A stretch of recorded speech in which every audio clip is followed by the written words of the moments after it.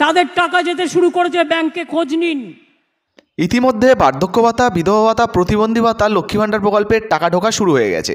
যার লাইভ প্রমাণ আপনাদেরকে দেখিয়ে দেবো, টাকা ঢুকছে তার প্রমাণও দেখিয়ে দেবো। শুধু তাই নয় বন্ধুরা, এই সমস্ত প্রকল্পের সাথে সাথে বর্তমানে আরও 4 থেকে 5টি প্রকল্পের টাকা দেওয়া হবে। তো কোন কোন প্রকল্পের কত টাকা করে দেওয়া হবে, কারা কারা পাবেন, আর এই সমস্ত প্রকল্পে যদি আপনারাও নতুনভাবে আবেদন করতে চান কীভাবে করবেন সেটাও জানাবো। তাই ভিডিওটা একটু স্কিপ না করে পুরো দেখুন। আপনি যদি আমাদের চ্যানেলে নতুন আসেন অবশ্যই চ্যানেলটিকে সাবস্ক্রাইব করে পাশের বেল আইকনটিকে অন করে রাখবেন এই ধরনের গুরুত্বপূর্ণ ভিডিও সবার আগে পাওয়ার জন্য। আর ফেসবুক থেকে দেখলে পেজটা ফলো করতে ভুলবেন না। তো চলুন বন্ধুরা, ভিডিও শুরু করা যাক। তো অন স্ক্রিনে প্রথমেই আপনাদেরকে দেখিয়ে দেবো, ইতিমধ্যে বার্ধক্য ভাতার টাকা দেওয়া শুরু হয়েছে। তো ইতিমধ্যে আপনাদের সামনে একটা মেসেজ ওপেন করেছি, দেখতে পাচ্ছেন এখানে পরিষ্কার ব্যাংক থেকে মেসেজ পাঠানো হয়েছে, 1000 টাকা হ্যাজ বিন ক্রেডিটেড, আর অ্যাকাউন্ট নাম্বার দেওয়া রয়েছে NSCHCRINW। আর এখানে দেখুন তপশিলি বন্ধু, তারিখটাও দেওয়া রয়েছে 10/2/2024। তো বুঝতে পারছেন মাত্র 2-1 দিন আগেই কিন্তু তপশিলি বন্ধু প্রকল্পের অর্থাৎ বার্ধক্য ভাতার টাকা কিন্তু দেওয়া হয়েছে। তো যারা যারা তপশিলি বন্ধু প্রকল্পে আবেদন করেছেন অবশ্যই আপনাদের ব্যাঙ্ক অ্যাকাউন্টটা একবার চেক করে নেবেন। টাকা কিন্তু পাঠানো শুরু হয়ে গেছে, ধীরে ধীরে সবাইয়ের ব্যাঙ্ক অ্যাকাউন্টে টাকা ঢুকে যাচ্ছে। শুধু তপশিলি বন্ধু নয়, বার্ধক্য ভাতার মধ্যে জয় জোহার প্রকল্প রয়েছে, এই প্রকল্পেরও কিন্তু টাকা পাঠানো শুরু হয়ে গেছে। শুধু বার্ধক্য ভাতা নয়, তার সঙ্গে বার্ধক্য ভাতা, বিধবা ভাতা, প্রতিবন্ধী ভাতা সবাইকেই কিন্তু একসঙ্গে এই টাকা দেওয়া হচ্ছে। চলুন এবারে এই সমস্ত প্রকল্পের সঙ্গে লক্ষ্মী ভাণ্ডার প্রকল্পের টাকা দেওয়া হচ্ছে কিনা তার প্রমাণ আপনাদেরকে দিয়ে দিই। তো বন্ধুরা, এবারে আপনাদেরকে একটা লক্ষ্মী ভাণ্ডার প্রকল্পের স্ট্যাটাস দেখাচ্ছি। দেখতে পাচ্ছেন আমরা অলরেডি স্ট্যাটাসটা খুলে রেখেছি। যদি আমরা নিচের দিকে চলে আসি, পেমেন্ট স্ট্যাটাসটা কিন্তু দেখতে পেয়ে যাব।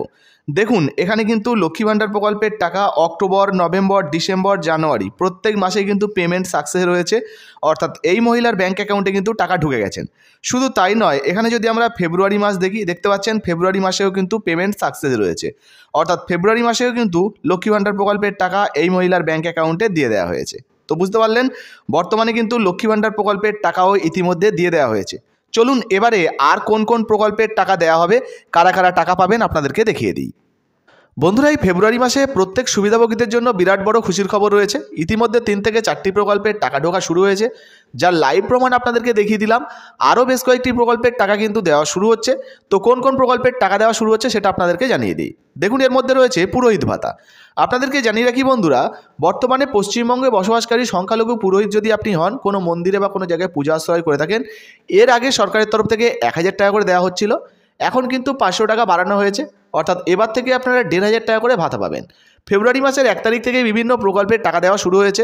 এই পুরোহিত ভাতার টাকাও কিন্তু দেওয়া শুরু হয়েছে। ইতিমধ্যে আপনি যদি এখনও পর্যন্ত না পেয়ে থাকেন, আগামী কয়েকদিনের মধ্যেই আপনাদের ব্যাঙ্ক অ্যাকাউন্টেও কিন্তু এই টাকা চলে আসবে। এরপরে যে প্রকল্পটি রয়েছে সেটি হলো লোকপ্রসার প্রকল্প। তো যে সমস্ত মানুষরা শিল্প কাজের সঙ্গে যুক্ত রয়েছেন, যেমন তাঁত, সিনেমা, গান বাজনা, বাউল, কীর্তন, কবিয়াল, তাদেরকে কিন্তু 1000 টাকা করে এই প্রকল্পের মাধ্যমে দেওয়া হয়। আপনি যদি নতুনভাবে আবেদন করে থাকেন সেক্ষেত্রেও কিন্তু আপনার ব্যাঙ্ক অ্যাকাউন্টে এই 1000 টাকা ফেব্রুয়ারি মাসেই দিয়ে দেওয়া হবে। আগামী কয়েকদিনের মধ্যে কিন্তু টাকা পেয়ে যেতে পারেন। এরপরের যে প্রকল্পের বিষয়ে বলা হয়েছে সেটি হলো বাংলা শস্য বীমা যোজনা। জানিয়ে দিই যে বর্তমানে কিন্তু যে সমস্ত চাষি ভাইদের ফসলের ক্ষতি হয়েছে, তারা যদি ফসলের ক্ষতিপূরণের জন্য আবেদন করে থাকেন, এই ফেব্রুয়ারি মাসের মধ্যেই আশা করা যাচ্ছে ফসলের ক্ষতিপূরণের টাকা আপনাদের ব্যাঙ্ক অ্যাকাউন্টে দিয়ে দেওয়া হবে। ইতিমধ্যে মুখ্যমন্ত্রীর ঘোষণা অনুযায়ী প্রায় 102 কোটি টাকা কিন্তু ফসলের ক্ষতিপূরণের টাকা দেওয়া হবে রাজ্য সরকারের তরফ থেকে, যে সমস্ত কৃষকদের ফসলের ক্ষতি হয়েছে।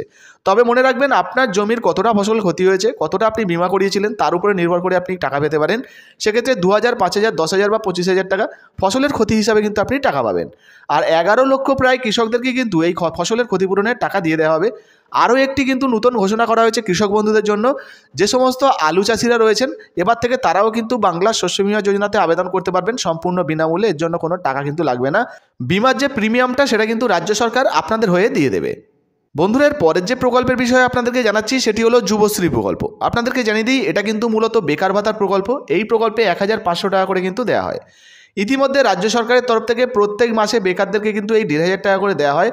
আর গত কয়েক মাস যদি আমরা দেখি সেক্ষেত্রে কিন্তু 13 তারিখ, 15 তারিখ, 20 তারিখ, 21 তারিখেও এই সমস্ত প্রকল্পের টাকা দেওয়া হয়েছে। এখনও পর্যন্ত যদি এই প্রকল্পের টাকা আপনি না পেয়ে থাকেন, তাহলে এই প্রকল্পের টাকা আগামী 20 থেকে 26 তারিখের মধ্যেই আপনাদের ব্যাঙ্ক অ্যাকাউন্টে পেয়ে যেতে পারেন, এমনটাই আশা করা যাচ্ছে।